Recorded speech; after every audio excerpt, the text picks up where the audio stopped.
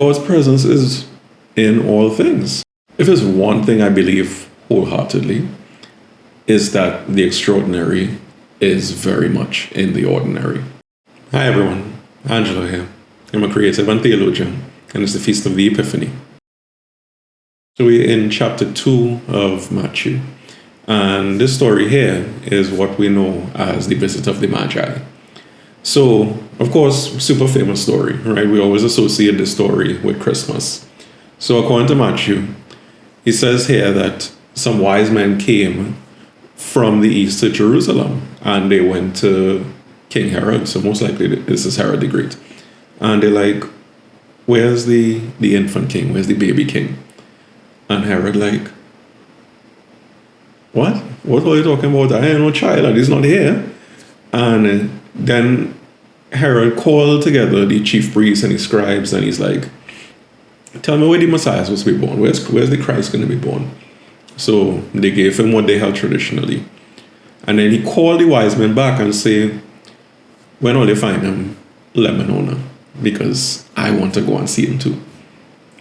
And I mean, of course, we know what happens, right? Especially when we celebrate Feast of Holy Innocents. So they leave, and of course, as we would know from the tradition, they are following this star in the sky, this rising star. And it fills them with delight.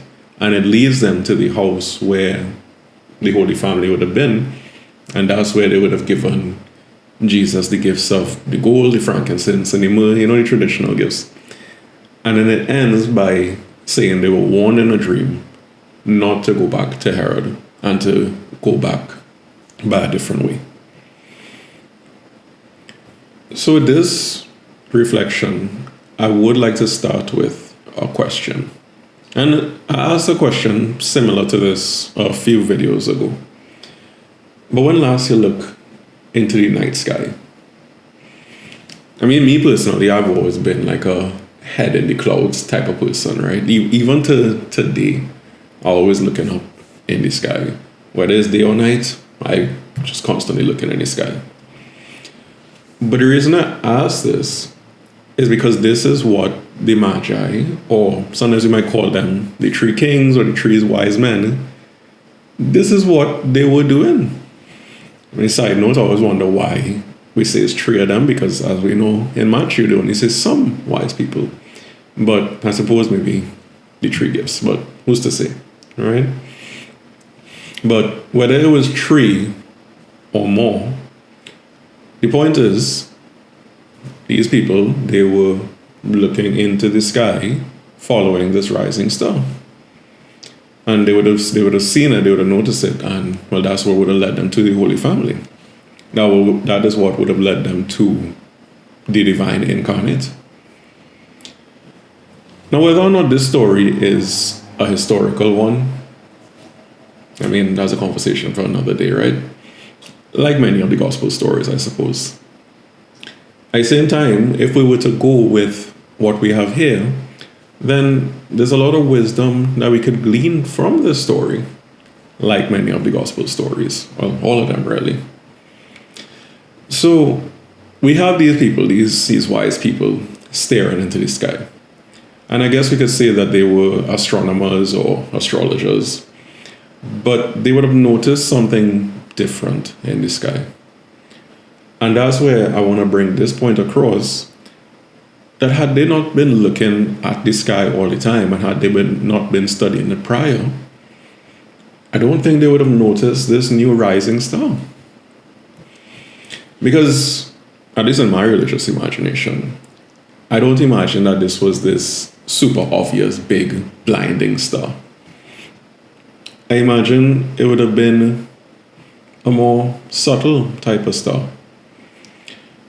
And that's where we, in general, have major opportunities to find God, in the subtleties, in the ordinary. It's the same way that they would have found God through this star would have led them to God.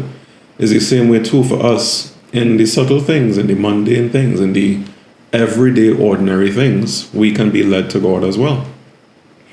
So just to tie back into the same question, I mean, at least for me, when I find I stare into the sky, it helps to clear my head. I guess maybe looking at all that expanse.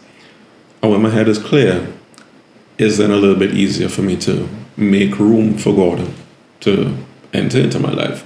It's a bit easier for me to make the space to find God in the ordinary things, in the ordinary everyday things. Because if there's one thing I believe wholeheartedly, is that the extraordinary is very much in the ordinary.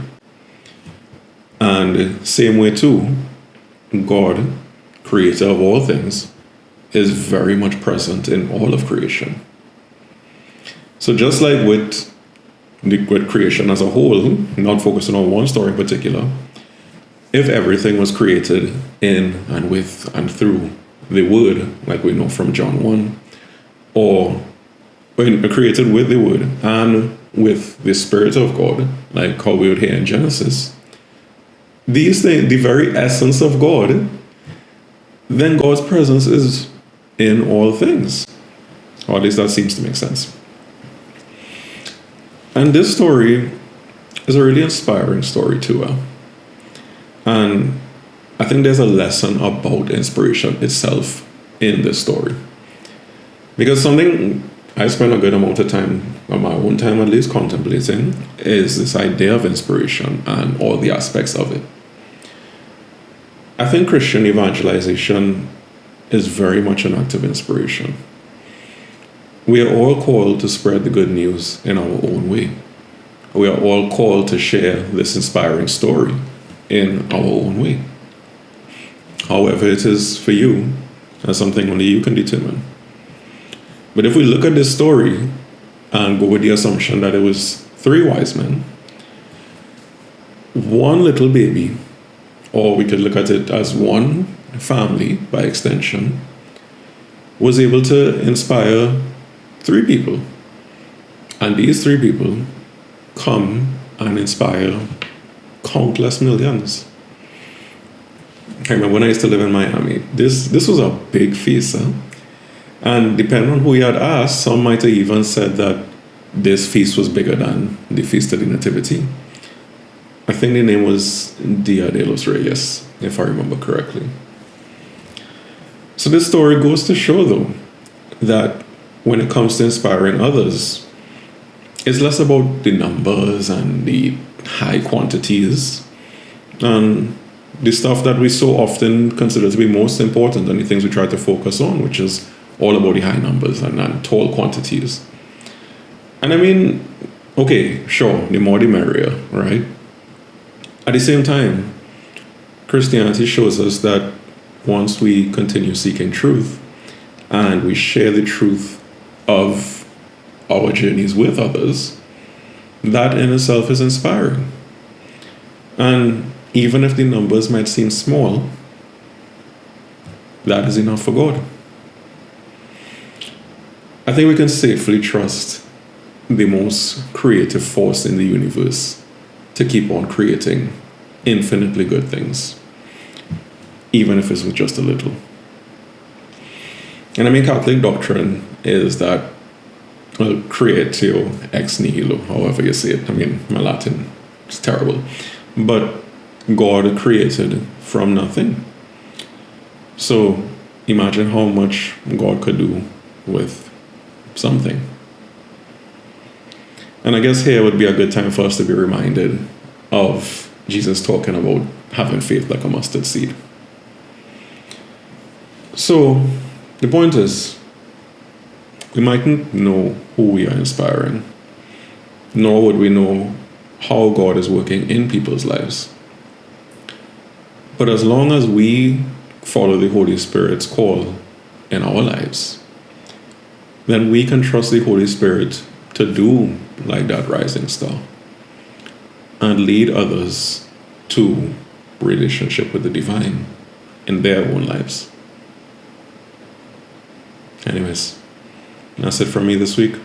And as always, I appreciate you so much for watching. Thank you.